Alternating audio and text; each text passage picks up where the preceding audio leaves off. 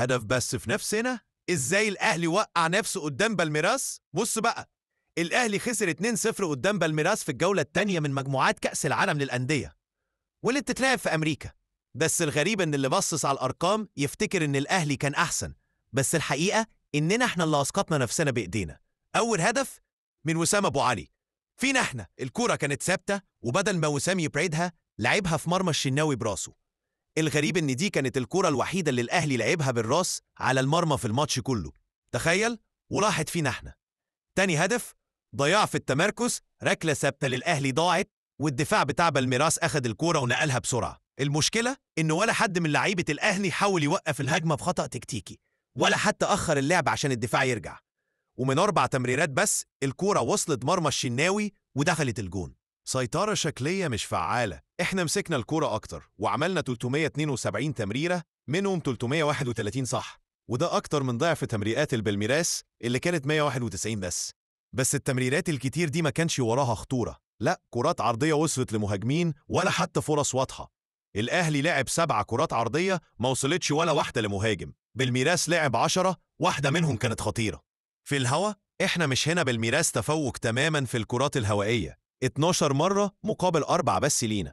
على الأرض احنا كنا أحسن شوية، 14 لينا مقابل 3 ليهم. التسديدات مفيش جديد، الأهلي سدد 10 مرات منهم كارتين بس بين القايم والعارضة، والحارس صدهم. بالميراس سدد 12 وبرضه كارتين على المرمى. وده معناه ايه؟ لو الأهلي عايز يكمل في البطولة لازم يكسب بورتو ويستنى هدية من بالميراس قدام انتر ميامي.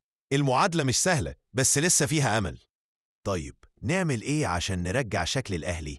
لو الاهلي عايز يحافظ على امله ويتأهل لازم يغير طريقته ويبدأ يفكر بشكل هجومي اكتر.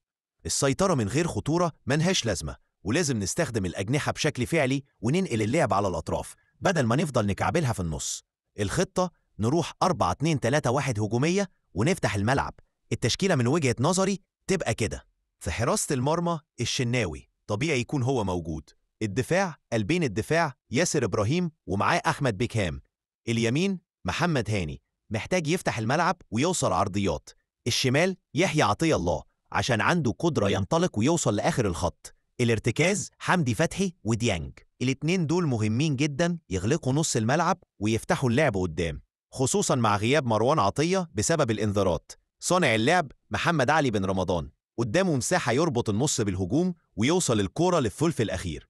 الأطراف الجناح اليمين زيزو سريع وبيعرف يخلق مساحات وده وقته يلمع. الجناح الشمال أشرف بن شرقي شايف إنه حاليا أكتر جاهزية من تريزيجيه وده باين في تحركاته اللي فاتت. في الهجوم جراديشار صحيح لسه نازل شوية دقايق قدام بالميراس بس خلق خطورة واضحة وتحركاته ذكية في المساحة، محتاج فرصة كاملة. الخلاصة الأهلي لازم يبطل يفكر بشكل آمن، مفيش غير المكسب دلوقتي. نفتح الملعب نضغط بدري وننقل اللعب على الأطراف. لازم كل لاعب يعرف دوره، ولو حصل توازن ما بين الأجنحة والتسديد من العمق هنقدر نهدد بورتو ونرجع هيبة الفريق.